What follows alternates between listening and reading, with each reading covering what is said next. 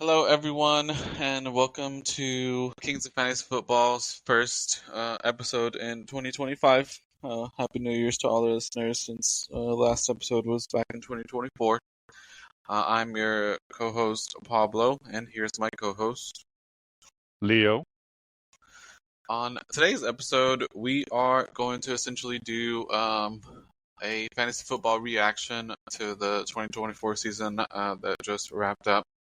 And we're going to discuss essentially where players were drafted, so the average draft position, or ADP for short, and then compare that to where they actually finished this past season. So we're going to get the big elephant out of the room first, and that is the number one overall pick, which was Christian McCaffrey from the 49ers. He finished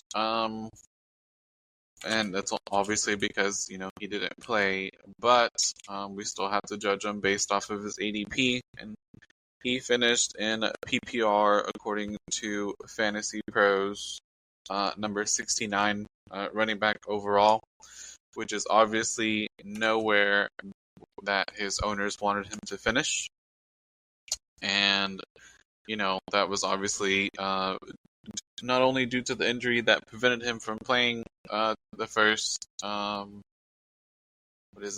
weeks, and he came back in week 10, did play, but then he got injured again. So that again is not where his fantasy managers wanted him to finish. So Leonard, I know you were one of those managers that drafted him number one overall. Kind of, going really early. Just want to see what your mindset would be coming into this new season. Are you taking him again? Are you staying away from him? Are you waiting to see, what the reports say? How are you tackling that? Yeah, you're right. So definitely, one league. I had the number one pick overall, and I got suckered in one more time. But the thing is that we didn't know what was really happening. To be honest, we had a little inclination that that he was injured, but then all of a sudden, right before the season started, then it blew up into what it was. So. I know these teams always play close to the vest, and we kind of get the wool pulled over our eyes. That we get screwed sometimes, but that's the way fantasy football is sometimes.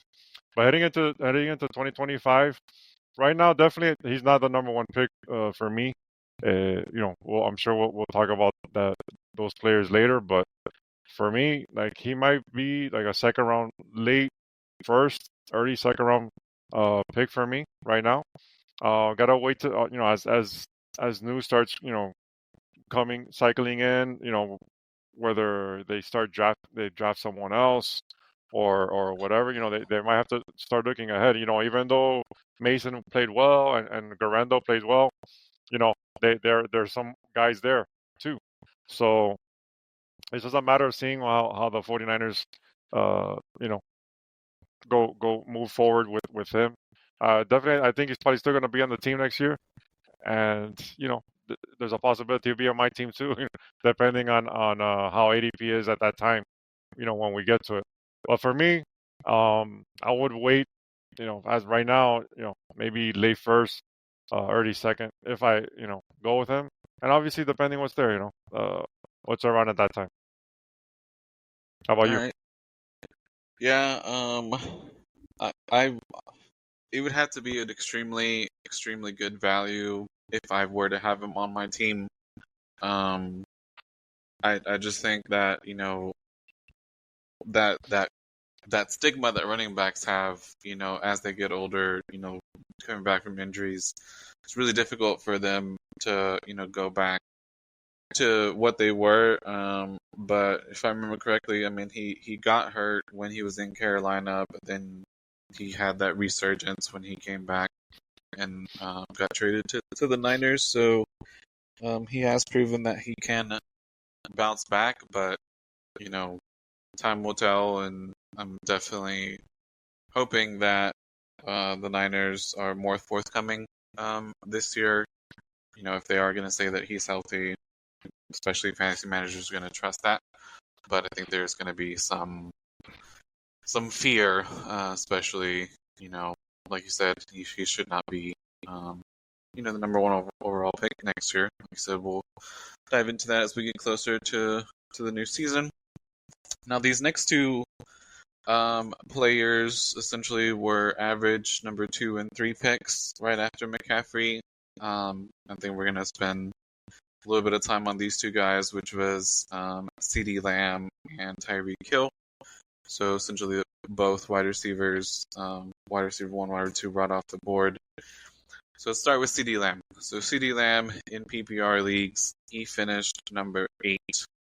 Now I'm going to divert to you here since you've been doing this longer, but how do you value that? So the first wide receiver off the board finishing wide receiver 8, is that a good return on that pick?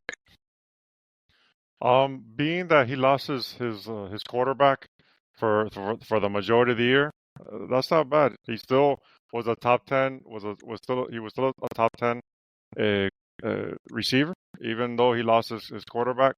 I'll still draft him. He's not gonna be first for me out of the receivers there. He'll probably be behind Chase and Jefferson, but he's still a top 3, top 4 receiver in my eyes, for sure. So I do agree that, having that quarterback carousel, Dak was hurt, and for him to still be a top 10 finish is actually really great for those managers because, you take away that starting quarterback, not every receiver can still produce numbers. So And he also I agree. And he also didn't even play the last couple games of the season. Right, and he still finished 8th. And he still finished. Yeah. So okay, I can see why you would say that, it's still worth it considering everything that happened. 2024 was just riddled with injuries. So okay. Now what about the next guy? The next guy, he had his quarterback, but then same thing. He was not able to produce as Lamb did with the backups, and we're talking about Tyreek Hill, who again lost to due to injury, and he finished wide receiver number 18. So, in my point of view, obviously that's not the return that you want with the number 3 overall pick. If you did get Hill, I think this is just me. I think next year people are still going to be hesitant getting him, and I'm still saying this from a health standpoint of Tua. In these last few years, I don't know if he's been able to stay healthy for an entire year. So you, being the Fins fan that you are, how are you viewing Hill's ADP versus finishing wide receiver 18? Like, to me, he was even more disappointing, way more disappointing than CeeDee was, because Tua actually came back at the end of the year, and even when he came back, to me, this offense was totally off. They weren't throwing downfield, which that's where Hill makes his bread and butter, and it was very disappointing, to be honest with you. In the second half of the season, there was only 2 games that he had over 100 yards. And actually, he only had 3 the whole season. So, and it was disappointing.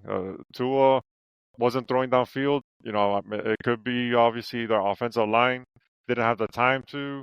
He was scared. He did suffer another concussion, that he might be just one concussion away from ending his career. So it's a little scary, to be honest with you. Tyreek Hill, he's an awesome player. He became a little bratty too, a little bit towards the end of the year. He's a little questionable for me, and I'm gonna probably stay away from him unless he goes to another team for now. he's someone that I'm gonna probably pass on for now. Yep. According to the stats, he barely had, a few games where he did get more than 20 points PPR, which is, should be a staple if you're going to be second wide receiver off the board.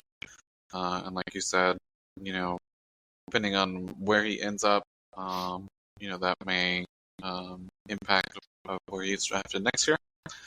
Now I'm going to skip number 4 because that was Mr. Bijan Robinson, who I think, had an exceptional year.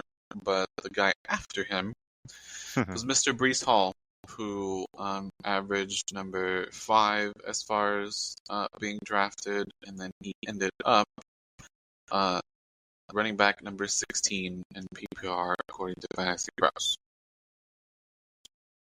I'll start off in saying I thought, or I kind of predicted that he would not be able to duplicate what he did when he was without Rodgers because he was the offense, essentially.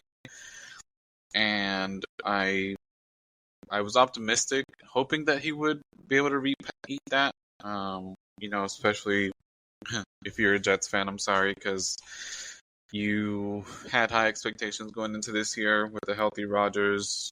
You had Garrett Wilson, you had Breece Hall, and then we know what the season turned out to be, unfortunately.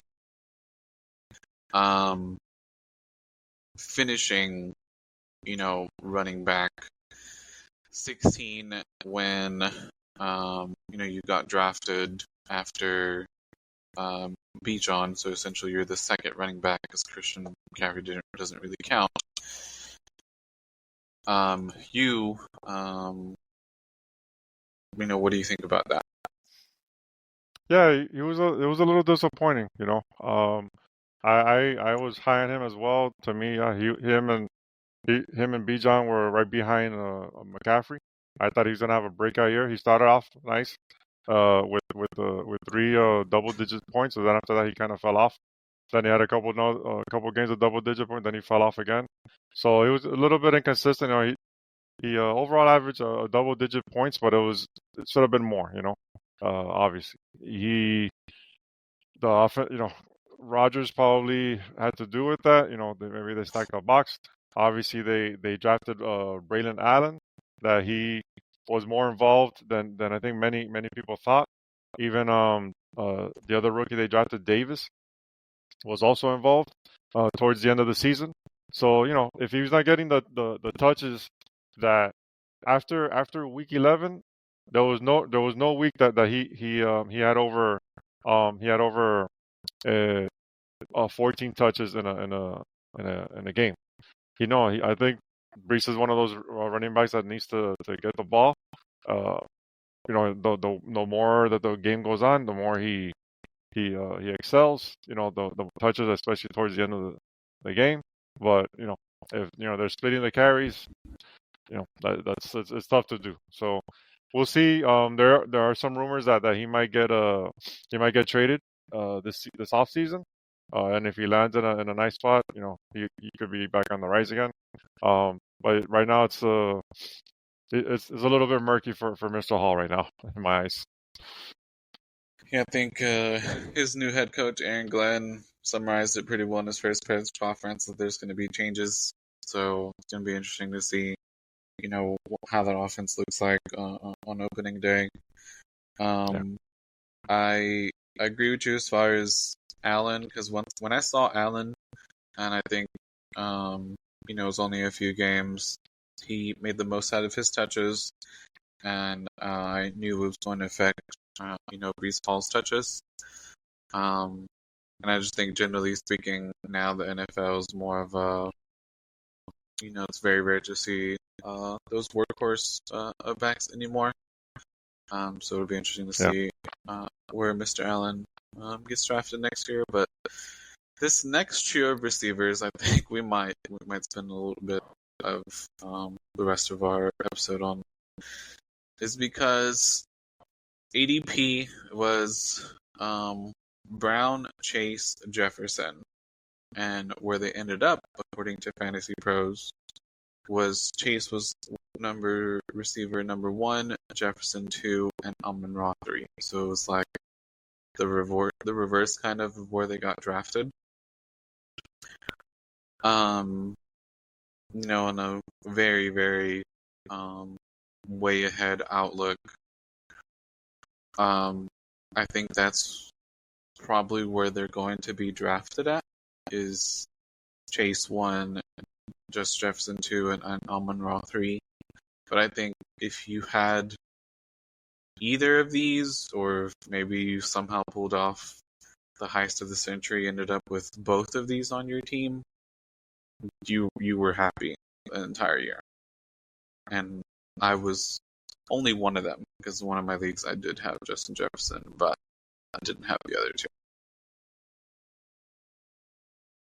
Yeah, no, these three guys were horses for sure. Especially Chase and Jefferson. Those two, to me, are gonna be the top 2 picks, probably in every fantasy draft, PPR, next year, without a doubt.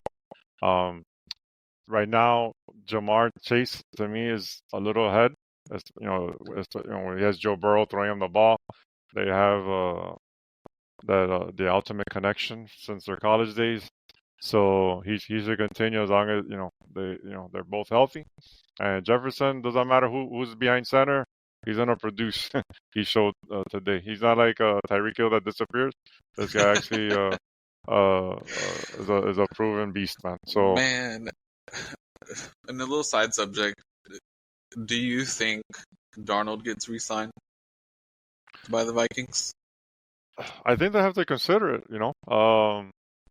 I think it really depends on how healthy, how McCarthy's injuries coming along. If they see anything that he's not going to be ready. He should be ready, but it's going to be interesting for sure. The thing is, it's going to cost a little bit more now, so I don't know how their salary cap situation is. Yeah, but go ahead. I think it would have costed them more had they done it before the playoff game. And analysts were talking about that. Analysts are even saying that even after the playoff game, he's like a Daniel Jones type money, like 40-50 million a year. Yeah. I don't know. He did finally prove. I mean, he had a good season. He put up good numbers. But you drafted McCarthy with the intent of him being the franchise quarterback. Like you said, depending on how it goes, I mean, if McCarthy's not going to be healthy, I may give him a 1-year deal, right, or maybe like a 2 or 3. But with hopefully they would tell him like, hey, you're the interim, while McCarthy gets healthy or something. Yeah, I will give him at least 1 more year for sure. What's it gonna hurt? If they can, obviously they can swing it within their salary cap.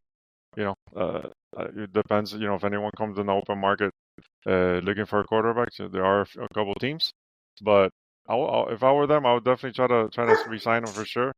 And competition is always good. With the quarterback position, look at the Dolphins. Tua got hurt and nothing. Same thing with the Cowboys. Dak went down and nothing.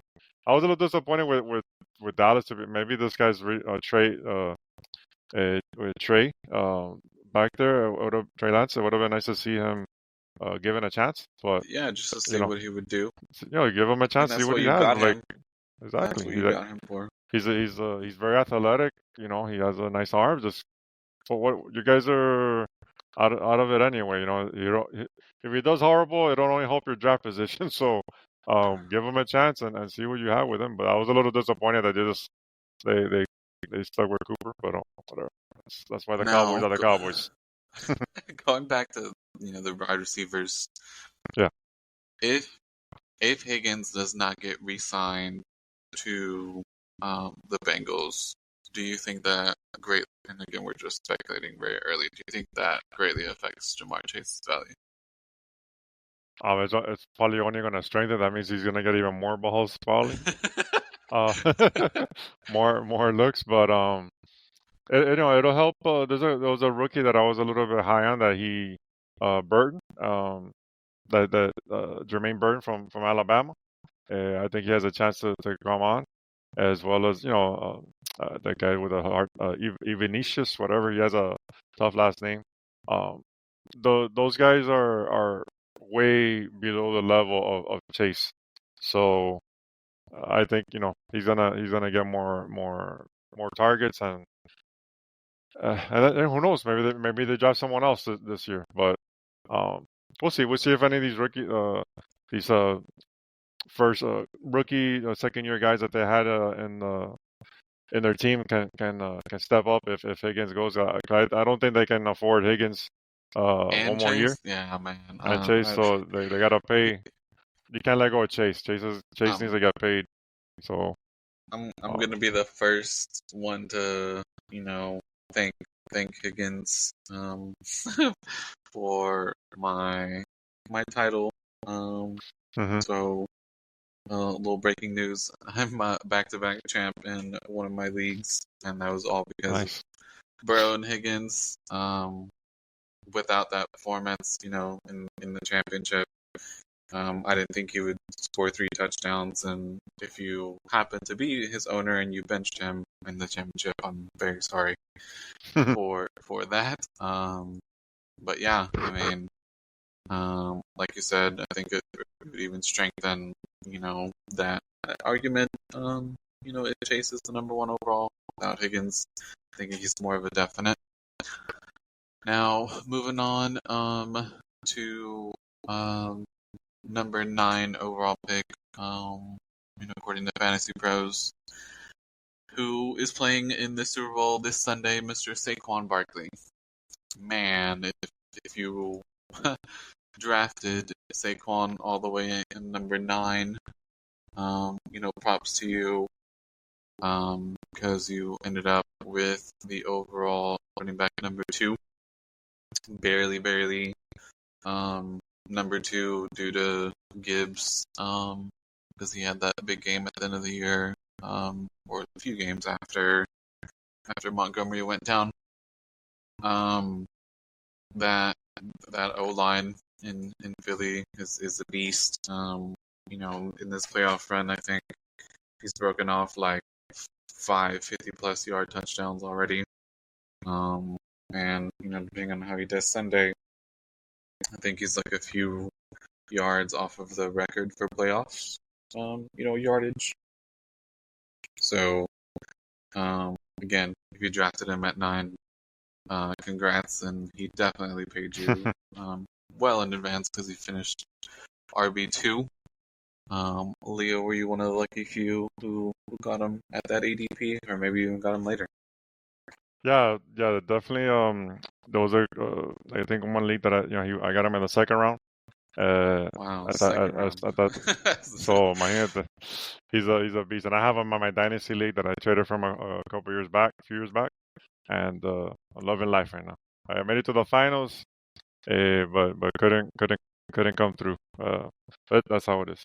But yeah, no, he's to me he's the number one running back coming into next year. Obviously, it'll hopefully all these extra touches that he's had doesn't hurt his game. That he gets injured. Usually when running backs get a lot of touches, they kind of get banged up a little bit the following year. But honestly, if he's running untouched for for long touchdowns, Right, really, is he man. really It's getting hurt? just. Extra hits, so we'll see. He's also just what do you call it? Scrimmaging with these guys. So, but now he's had an excellent year, and it's good to see for him. All those years and with the Giants with that crappy offensive line. He finally has a good offensive line, and he was able to produce what we all thought he could be. Just a phenomenal talent. So I'm not trying to pick on the Giants organization, but I still have to at least bring this up.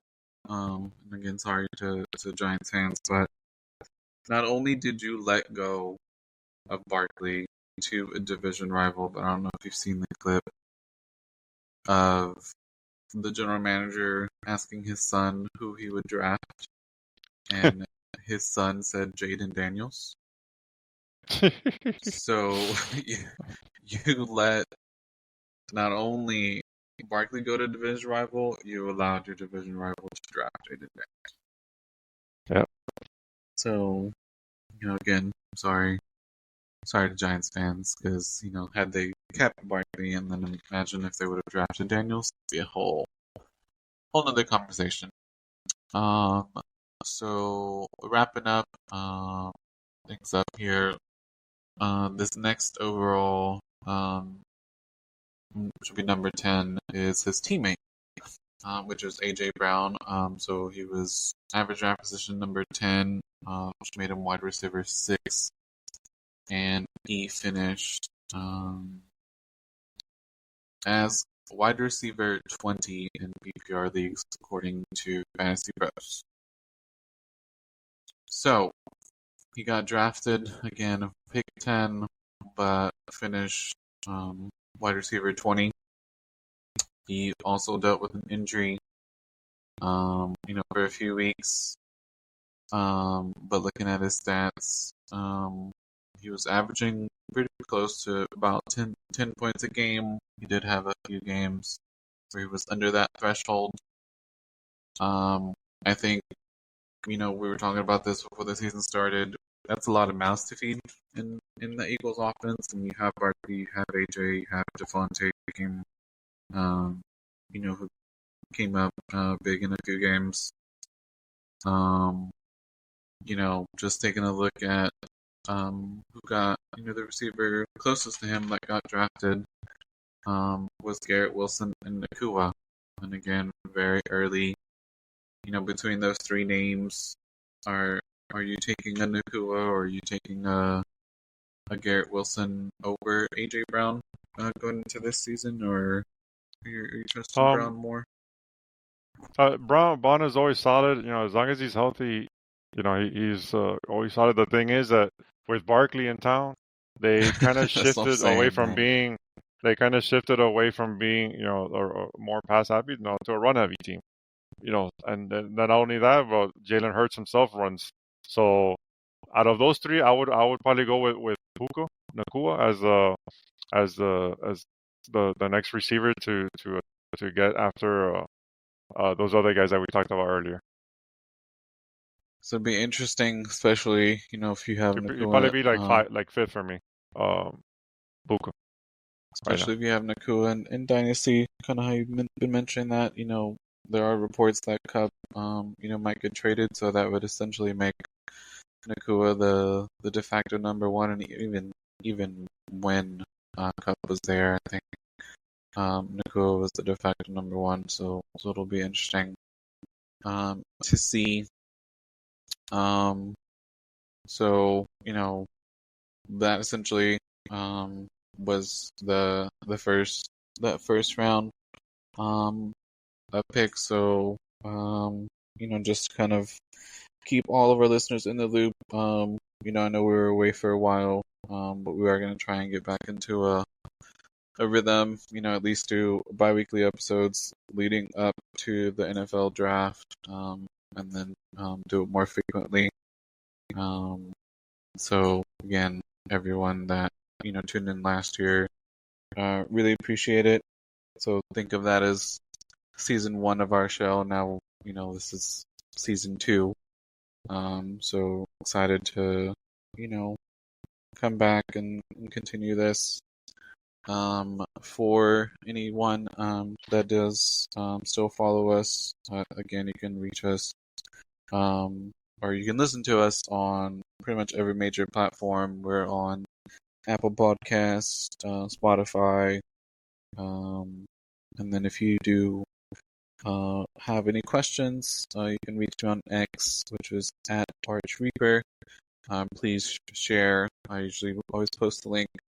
Share, follow on the platforms. Share it with your friends, family, anyone who's interested in fantasy football. Leo, where can they reach you? You can reach me on X at Smooth1074. Thanks so much for listening. If you like the show, like Pablo said, like and subscribe. That helps us. And good luck, and enjoy the Super Bowl. Let's see if the Chiefs can make it to three in a row. The three-peat, yeah. The three-peat. Super Bowl should hopefully it's fun. And again, thanks everyone for tuning in. See you guys. Peace.